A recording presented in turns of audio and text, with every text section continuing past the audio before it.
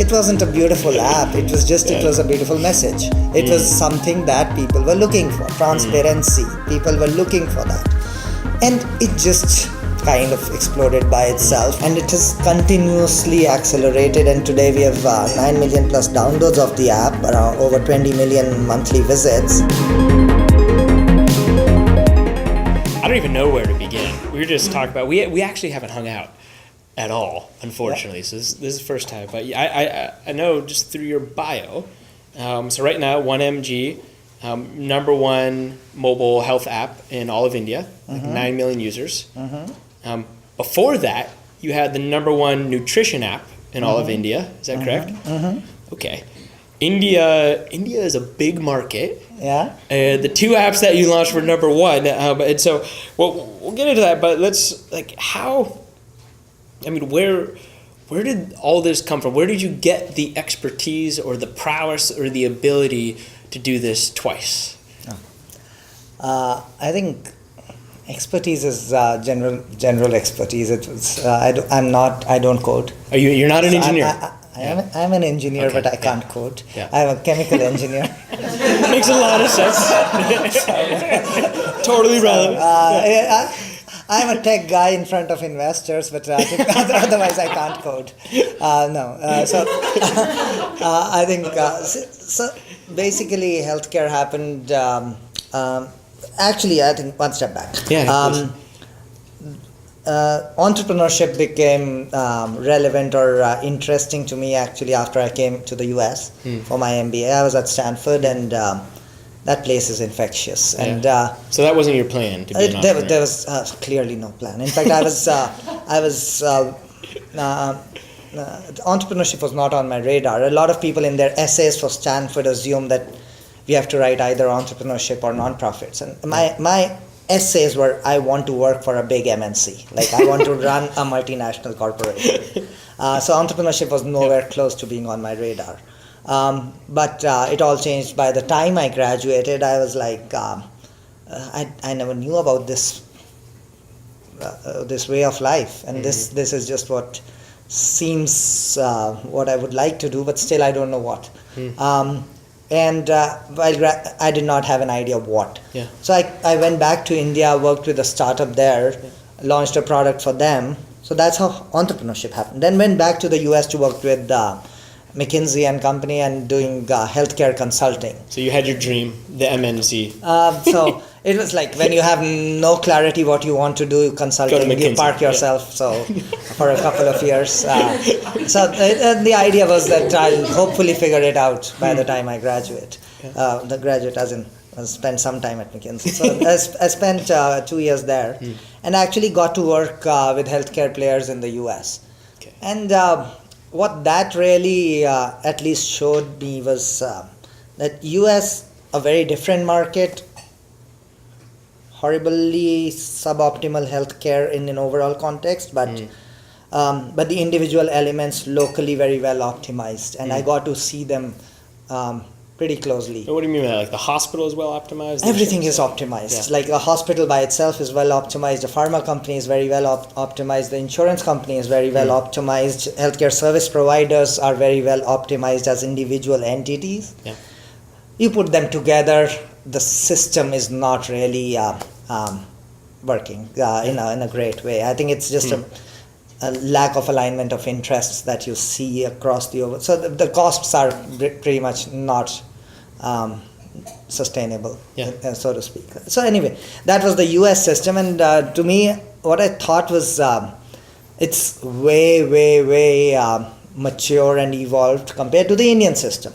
Now the Indian system, I thought, had a very fundamental positive, which was the payer was the consumer. So the alignment of interest, one level was easier. And that's because the insurance companies... And there's no insurance. So the consumer pays out of pocket for healthcare. So it just makes it a little easier to make a case. However, the guy in the middle, the hospital, the provider, the doctor, whoever it might be, did not necessarily have the same alignment of interest. So that's what caused the breakage in the Indian context. So we thought that the other good thing about India was there was no legacy platform or healthcare technology software that existed. So decided to jump in and create one for India. What we decided to create is not the one we are working on. Sounds so easy. Yeah, that sounded great. But I think more than anything else, it gave us the reason to jump back and start working on in the healthcare technology space, work with doctors, patients, this, that. And what evolved as the first venture did not work, which was a software platform for doctors, practice management software. What we learned from that spawned the next two things that we built. So did you? Let's talk about the failure a little bit. I mean, was that disheartening? Was it sad? Did you almost want to give up and go back to McKinsey, or were you just determined and saw it as a lesson learned? Like, how did you react to failure? It's not a happy situation, but I think it was for the first time in life I tried something that did not work, and look back at it, it was again continued education, because the two next businesses that came out of it were because we spent a year trying this thing. So both the businesses, the origin lay in what did not work. In the learnings from that. Yeah. Correct. So in hindsight, of course, it's great learning all that stuff. At that time, it was hard. Yeah. It was hard to run out of money, bank balance back to zero, negative, student loan on top, and not sure what to do. So it was for me personally, it was the last shot at it when we created HealthCart. And then thankfully that worked out pretty fine, and from there the story has been pretty good. Yeah. So how long did it take? So HealthCart, just because that's not 1MG, that's not the company you're working on right now. Yeah. Just tell us a little bit about HealthCart, what it was. So HealthCart started as a simple idea that the big problem in India is access to healthcare products. There are just too many intermediaries, and outside of the big cities, products are just not available. And whatever is available, half of it is questionable quality. Yeah. So we started a broader health store, narrowed it down to nutrition, because nutrition is a category with almost 50% of product that is sold being fake. Wow. So we decided we'll stand for authenticity, that we'll make sure that we are connected through the supply chain, get it from the brands, direct to consumer. That message kind of worked. So we were a unique e-commerce player where our prices were higher than the offline market. Oh, wow. So a good situation. But it was, we became a nutrition store. If you just an think of it like a GNC but online. Okay. And over a period of time, what we learned was a lot about what these nutrition consumers want. So we launched our private brand. Yeah. It's now the second largest private brand in the country. Wow. And we learned about how to launch it, and I think a lot of things, the digital platform just enables you to do a lot of things well. So net HealthCart, we managed to launch a private brand which is now the number 2 brand in the country, and it's doing pretty fine. Yeah, sounds like it. Yeah. Okay. So you start that. How many years until it hit that level of scale, until this was really taking off? Oh, so first 2-3 years was chaos. I think it's 2014-15 2013 is when we launched our own brand for the first time. Yeah. 14-15 is when it actually took off in a meaningful way. Yeah. And when did you step out of the company? 2015. 2015. We're only 2 years later, and 1MG is now the largest healthcare app in India? So how did that happen? So 1MG was never supposed to be a business. Yeah. So within HealthCart, I wanted to do something more core technology and core healthcare. Because you're a software engineer, and makes sense. That's what kind of what I had come to do. So now, while in the previous venture, which was software for doctors, we created a database of medicines and realized there existed none in the country. There are 200,000 brands that get sold in the country, and there's no digital database. So nobody knew what are the medicines sold in the country. And when we created that database, we realized there was a anomaly in the market, which was strange to us. In the US, for a generic medicine, there's a brand, and then there's a Walgreens or CVS that sells the generic. In India, the market is all generics, but there are 100 brands for each generic. Wow. Any efficient market, commodity product, 100 companies' prices should collapse. in pharmaceuticals, 100 companies, prices are inflated. All of them operate at 60, 70, 80% gross margins and more. And the main difference was that the market was not working, because the higher the margin the pharma company has, the more money it has to influence the doctor. So the top selling brand would be one of the more expensive ones, and not really the better one. Or they're all better the same. Or the cheaper one. They're all the same for the most part. But you have more than one instance where you'll see the innovator of the drug, be it a Merck or Novartis or Pfizer, priced at a 50-60% discount to the local brand in India, which will be the market leader, because they've kind of marketed it the way it works. So we thought, let's make it transparent to the consumer. It's so simple to put out an app. 2012-13 apps were just starting. So we created one app that just put this database that we had from earlier, put it out there, that you enter your brand, you'll get to see how much you can save on your medicine. Medicine costs pinch a lot to consumers because it's all out of pocket. And what happened was some random great consumer somewhere created a long message on what a great service this is, and how consumers have been taken for a ride. There's this big nexus going on, and this is a great service. And our app just went viral, and it was I think it was the most exciting thing we had ever seen, which is overnight we became India's largest health app. And to give context, till then HealthCart was the largest health app with like 40,000-50,000 downloads. And in 2 days we reached 350,000 downloads. and wow. It was like me and a guy, like the guy who could code and me who could just advise. Put that there, kind of thing. We put together this thing. It wasn't a beautiful app. It was just it was a beautiful message. It was something that people were looking for. Transparency. People were looking for that, and it just kind of exploded by itself. And initially we were wondering if it was a flash in the pan, like one message gone viral and it'll settle down. Like, do people really want to read about medicines and transparency and healthcare? Because typically people don't want to associate or read about it. But from there on, it actually accelerated, and it has continuously accelerated. And today we have 9 million plus downloads of the app, around over 20 million monthly visits, on something that is a very, I would say, utilitarian, and people don't come here to kill time, right?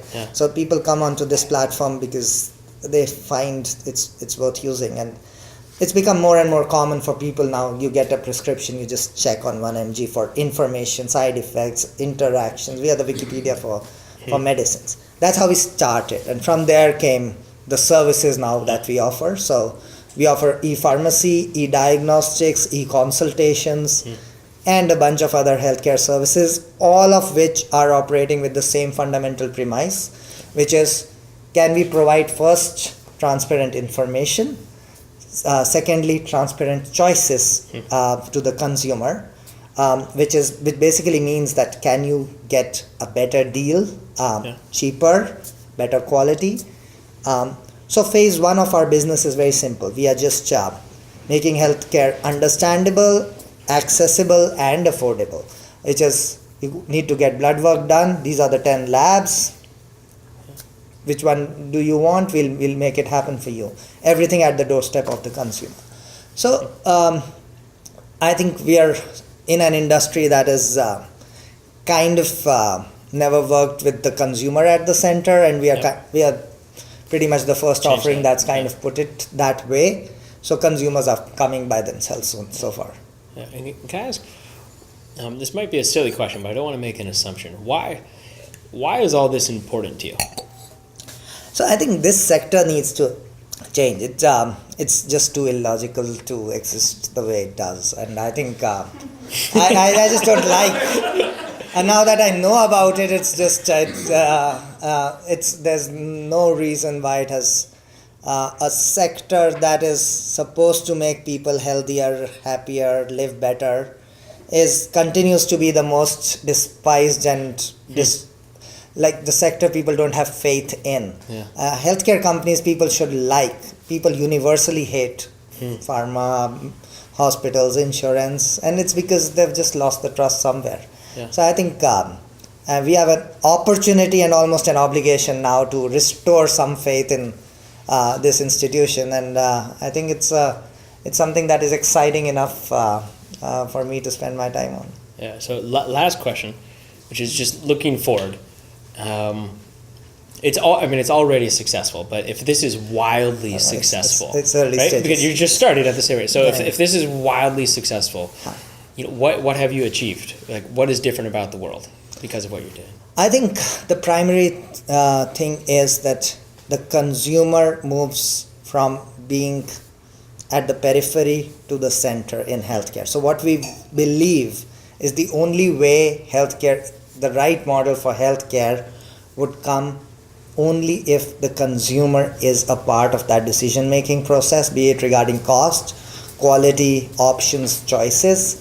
Right now, it's a little too parochial. It's assumed the consumer has no ability to participate, and what that has led to is people take decisions for the consumer, often sometimes with their own good heart, but a lot of times with very different motivations. But most of these situations don't really work. And what's the point of healthcare if people are not healthier and happier with it? So I think what I want to see change is a healthcare system that people actually feel good that the system is working for them. Yeah. And rather than today, it's and we started, like we were talking about 0 to 10 kind of scale today. Healthcare is at 0 or 0.5 or something, where literally you just have to not make it that miserable to make people feel a lot better about it. And the way a lot of these things are designed are not with the patient at the center. And I think that is the change we want to drive. And that will only happen when the patient is empowered with information. They should know their choices, they should understand their options, and technology can work beautifully to make them available and understandable. Like you don't expect a patient to go through all journals and literature, this, that, but technology can bring out the two things the patient needs to know right now. And that's what I think we aspire to kind of provide. Prashant, you're trailblazing the way, and I think we're all future or current patients in the healthcare system, so we all wish that you were wildly successful. Thank you so much, my friend.